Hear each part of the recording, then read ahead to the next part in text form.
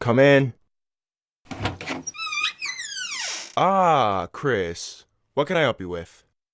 Well, lately I've been wanting to talk about my payment situation. What do you mean? Well, life's been rather hard for my daughter and I at the moment. We've hardly any money to get any food or such. I was hoping for maybe a raise, just so I can make ends meet. Well, Chris, I'd love to help, but so far even we have a low budget right now, and the McDonald's will be closed until then.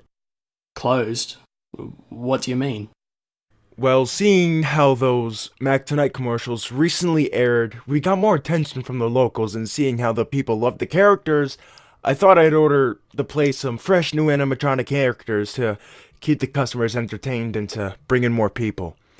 But, how does this include the McDonald's being shut down until the... We have to work on improvements, new stages, and lighting.